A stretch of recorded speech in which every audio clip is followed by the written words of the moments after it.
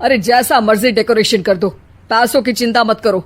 इतना पैसा जब लड़के वालों को दे दिया तो फूल वालों को देने में मुझे क्या दिक्कत है? अरे धीरे बोलो ना, साफ लग रहा है कि फ्रस्ट्रेटेड हो। अरे तुम तो चुप ही रहो। एक बेटी संभाल नहीं पाई।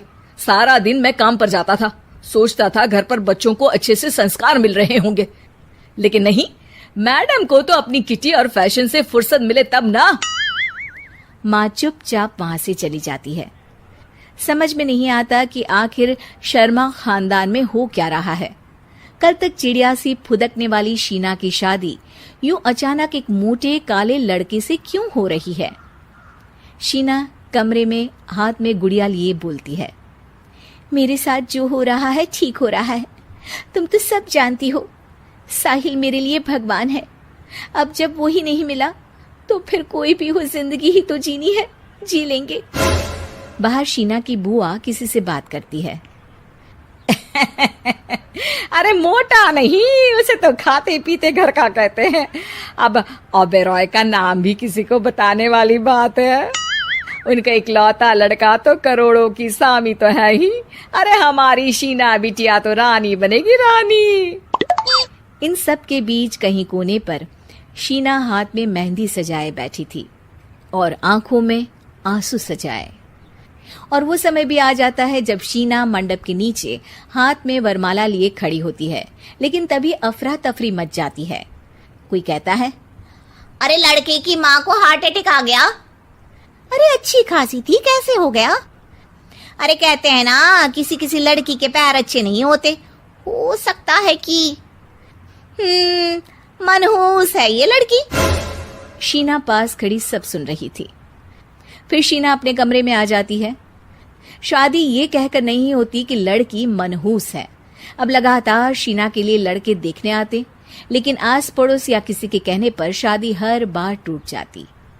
लेकिन एक दिन, अंकल, मैं काफी दिनों से आपसे मिलने की कोशिश कर रहा था, लेकिन हिम्मत नहीं हो पा रही थी।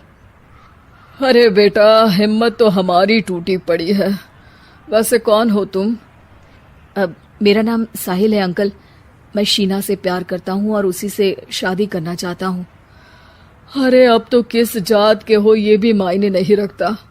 बेटा, मेरी बेटी मनहूस है, ये सब कहते हैं कि इसीलिए उसकी शादी नहीं हो पा रही। अगर तुम शादी करने को तैयार हो तो ठीक है। शीना की शादी साहिल से हो जाती है। अगले दिन साहिल की माँ का देहांत हो जाता है और एक बार फिर लोग शीना को अपशकुनी कहने लगते हैं। अरे खा गई दीदी को ये। अरे क्या जरूरत थी साहिल किसी मनहूस को घर लाने की? पर बुआ, माँ की तो तबीयत पिछले कई साल से खराब थी।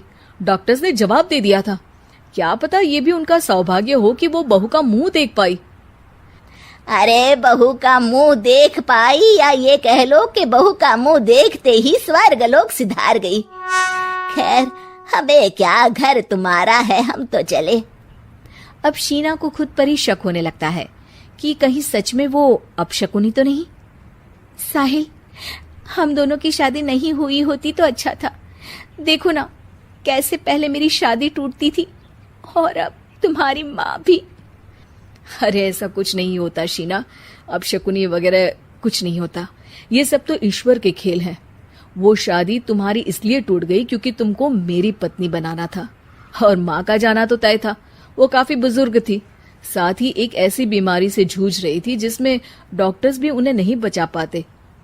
शीना साहिल की बात सुनकर तसल्ली कर लेती है और वहां से चली जाती है। अगले दिन, शीना, अरे ओ शीना। क्या हुआ? उफ, कहीं फिर मेरी वजह से कोई नुकसान?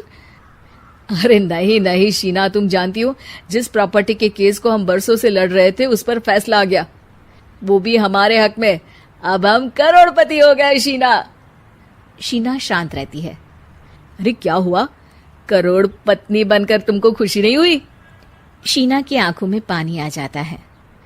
चलिए जी, कुछ तो अच्छा हुआ मेरी जिंदगी में आकर आपके साथ। साहिल शीना को गले लगाकर कहता है, मेरी नई नौकरी भी तुम्हारे ही आने से लगी। ये प्रॉपर्टी का केस जीता, सब कुछ तो तुम्हारे आने के बाद ही हुआ। फिर तुम मनहूस कैसे? ये सुनकर शीना खुश हो जाती है।